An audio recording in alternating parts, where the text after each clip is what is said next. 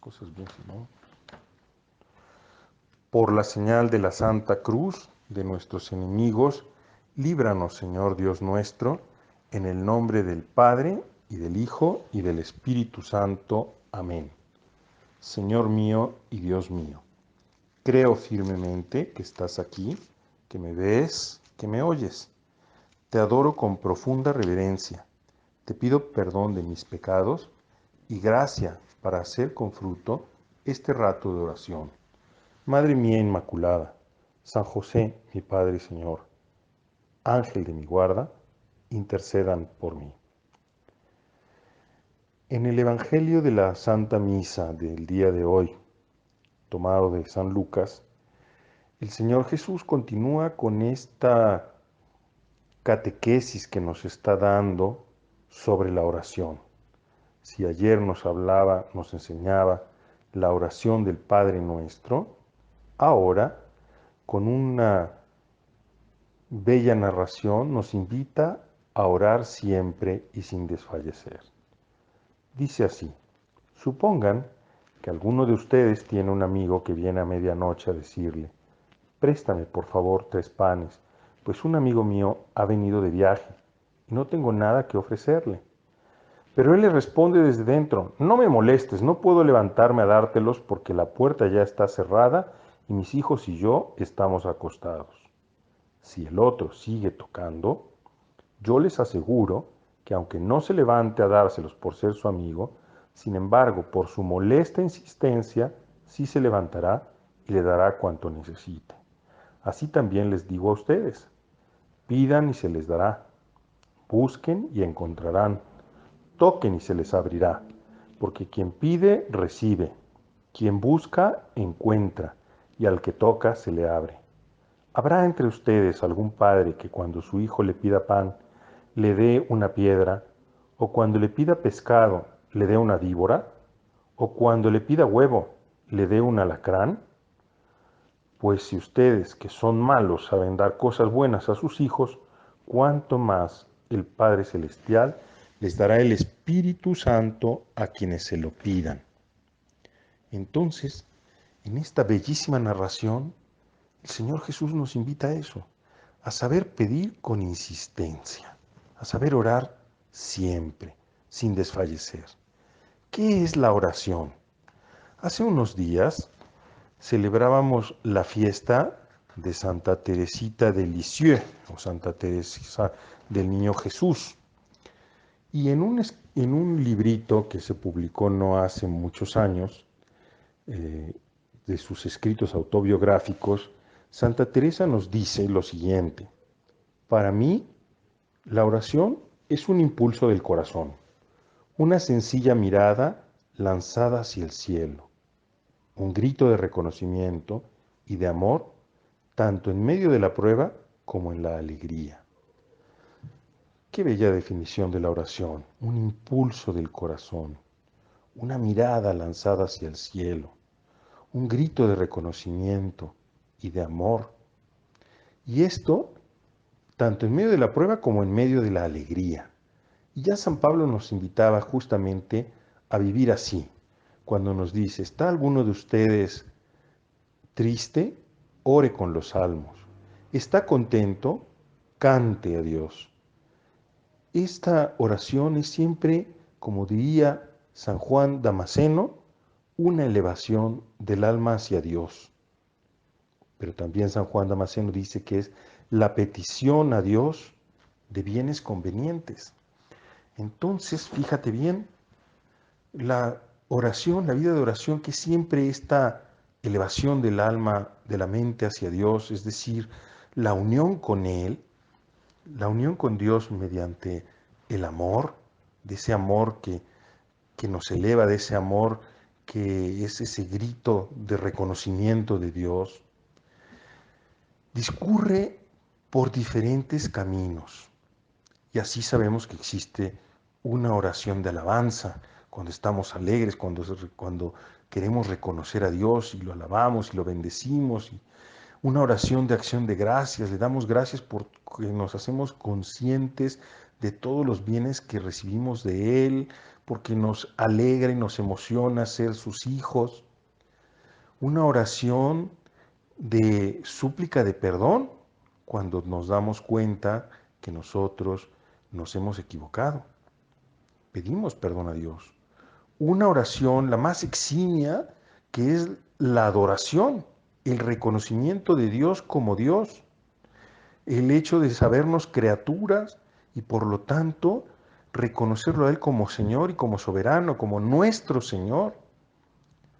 Una oración que se hace de contemplación, de esa mirada atenta en la que los sentidos se tranquilizan y entonces el alma como que se escapa de nosotros para estar con su Señor. Es una fusión de amor. Estas 4 formas de oración las vivimos en la Santa Misa. La Santa Misa es la oración por excelencia, donde nosotros adoramos y alabamos a Dios, donde nosotros le pedimos perdón por nuestros pecados, donde nosotros pedimos todos los bienes convenientes al fin sobrenatural para el cual fuimos creados y que son necesarios también para nuestra vida terrena, para que consigamos ese bien último que es la unión con Dios y donde nosotros adoramos a Dios. Hoy, en el texto que te acabo de leer del Evangelio, que leemos en la misa de hoy, el Señor Jesús nos invita concretamente a esa forma de oración que es la petición, la forma de orar que es el pedir los bienes convenientes. Y nosotros nos hemos de dar cuenta, en primer lugar, que esos bienes convenientes son los bienes que necesitamos para conseguir los objetivos espirituales, sobrenaturales de nuestra existencia. Y hay que darnos cuenta de una buena vez que no podemos establecer una división artificiosa entre los fines sobrenaturales y los fines terrenos, porque somos una sola persona hecha de carne y de espíritu, de alma y de cuerpo. De tal manera que aún esos bienes que llamamos nosotros terrenos, cuando son verdaderos bienes, son bienes que de alguna manera nos disponen hacia el fin sobrenatural para el que fuimos creados y por lo tanto en alguna manera participan de esa sobrenaturalidad de Dios, especialmente cuando los hacemos y los vivimos y los buscamos como hijos de Dios y, y, y luchamos y trabajamos y nos esforzamos en gracia de Dios para servir a los demás. Entonces, no existe, como se solía decir antes, unas realidades de Texas para abajo y unas realidades de Texas para arriba, porque el ser humano en realidad es uno. Y este ser humano hecho de cuerpo y de espíritu, que somos tú y yo, estamos llamados a un fin sobrenatural, la unión con Dios. Entonces, nuestra oración de petición fundamentalmente es pedir a Dios esos bienes convenientes para que consigamos este fin. Y por lo tanto, como nos ha dicho el Señor Jesús, el bien fundamental que nosotros pedimos siempre es el don del Espíritu, porque hemos de darnos cuenta que la oración es siempre un don de Dios. Bien, pero ¿cómo ha de ser esa oración de petición? En primer lugar, tendríamos que plantearnos la pregunta, ¿desde dónde hablamos a Dios? ¿Desde la altura de nuestro orgullo? ¿O más bien de nuestra propia voluntad? O mejor, hacemos oración, como dice el Salmo 130, de profundis, desde lo hondo, desde un corazón humilde y contrito, porque ya sabemos que el que se humilla será ensalzado. Nuestra oración entonces es una oración que proviene de la humildad, es decir, reconocemos que la humildad es la base de la oración. Ya San Pablo nos decía que nosotros no sabemos orar como conviene, pero el Espíritu Santo viene en nuestro auxilio. Entonces, nuestra oración ha de ser una oración hecha en el Espíritu Santo, que ora en nosotros con gemidos inenarrables, de ese Espíritu que sabe mantenernos con una confianza filial en Dios. Nuestra oración tiene que ser la oración de un hijo, la oración de un hijo que sabe que puede confiar en su padre. La oración entonces también es una oración confiada, una oración que al ser confiada sabe que su padre solamente le va a dar cosas buenas. ¿Por qué a veces sentimos que nuestra oración no es escuchada? Bueno, Dios nuestro Señor, nos dice San Agustín, le gusta que pidamos insistentemente para excitar nuestro deseo, de tal manera que al obtener aquellos bienes que necesitamos, se enciende también en nosotros el espíritu de gratitud.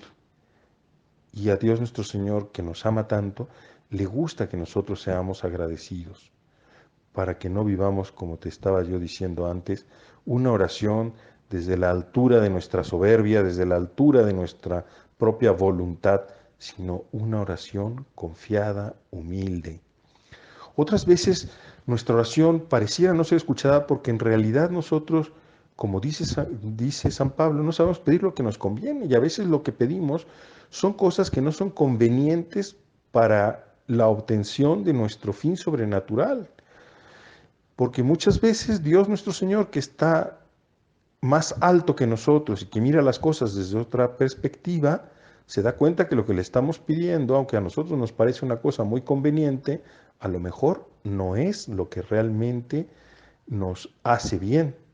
Como cuando tu hijo te pide que le compres un chocolate más después de que ya ha comido tantos chocolates y a pesar de que al niño en ese momento le parece que lo que más necesita para ser feliz es un chocolate, tú que sabes, que lo ves desde otra perspectiva, desde otra altura, te das cuenta que en ese momento el tal chocolate no es lo que el niño necesita, porque lo único que va a ocurrir es que se va a buscar una indigestión o se va a lastimar el estómago o no va a comer después o se va a satisfacer y no va a comer lo que realmente necesita para desarrollarse sano y fuerte, ¿no?